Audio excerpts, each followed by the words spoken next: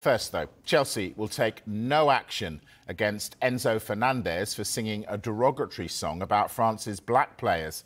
Our chief reporter, Kaveh Solokol, is back and joins me again. Right, how have Chelsea come to this decision? Well, look, 2 weeks ago, Argentina won the Copa America.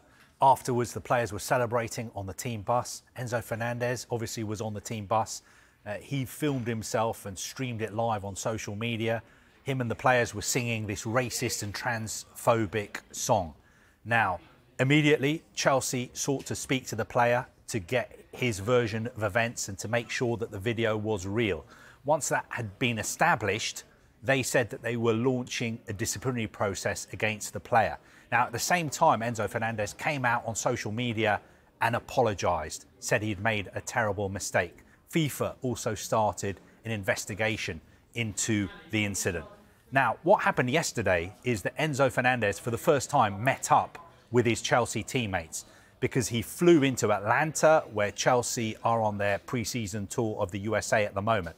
Now, he had face-to-face talks with the Chelsea players. He apologised in person to the players. We're being told that apology was accepted. Also, he trained with the other players. He sat down and he had a meal with them.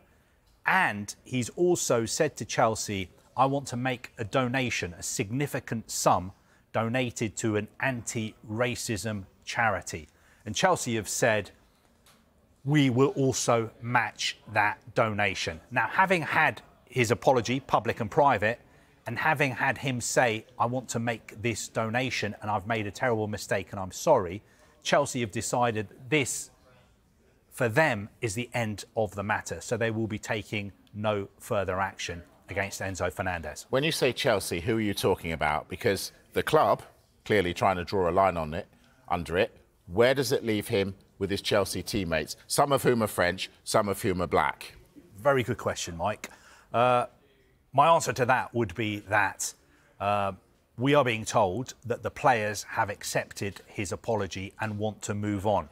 But of course, we need to hear that ourselves from the players. And hopefully today, over the next few days, because we are following Chelsea's pre-season tour, we and other journalists will get a chance to speak to some of the players and also the manager to find out exactly how they feel about what's happened. Now, what we're being told, for instance, is that Wesley Fofana is one of the players who's accepted this apology and who wants to move on. Of course, Wesley Fofana 2 weeks ago was somebody who went on social media and said this video is evidence of uninhibited racism. So we need to hear from Wesley Fofana on social media or preferably in person whether he has accepted this apology and whether he is drawing a line under it. Of course, there are lots of French players at Chelsea. Some of Enzo Fernandez's teammates felt so strongly about this that they unfollowed him on social media a couple of weeks ago. Interesting to see also whether they now follow him back. And you've seen the background to this. I mean, people may be wondering, what is the issue between Argentina and France? Why were these Argentina players, when they just become champions of South America as well as world champions, why were they singing a racist, transphobic song about French players on the team bus? Well, it all dates back to the last World Cup final in Qatar, when Argentina played France, beat France to win the World Cup. And this chant has started off. It's a racist, disgusting, transphobic chant that calls into question whether some players are actually eligible to play for France. It's questioning their nationality. It's questioning where they're actually French.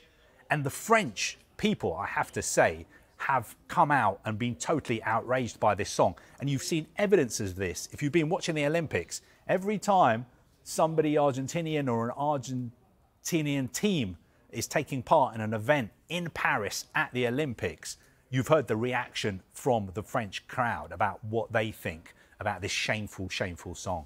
Last time you were here, we were saying that Enzo Maresca is going to talk, of course, because Chelsea on pre-season tour. He has spoken. This is what he's had to say, Kaveh. The meeting was between Enzo, me, some players.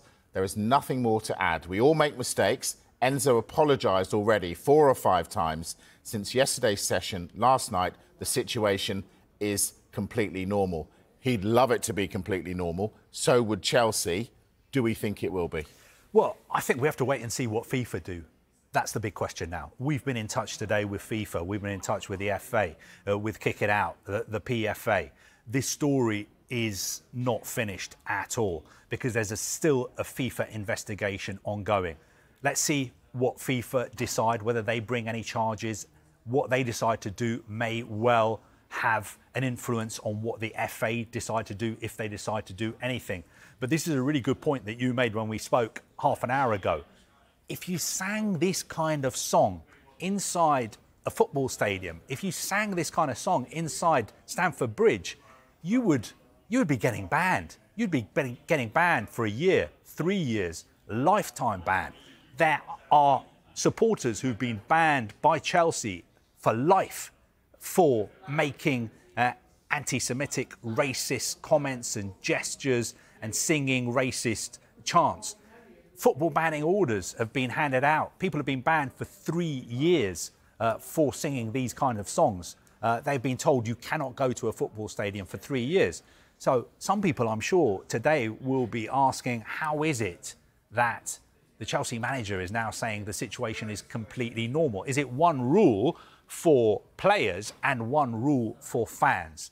I think what Chelsea would say is, we've investigated this, we've held him accountable, he is going to educate himself, he's said sorry, he has said that he's made a terrible mistake and he's making this donation. But I've got to say, and I'm sure you'd agree with me, we would probably be thinking that if we were talking about Enzo Fernandez and the end of this story, I think we'd both agree that we probably thought we'd be sitting here and talking about him being banned by Chelsea for, I don't know, a month, 2 months, 3 months.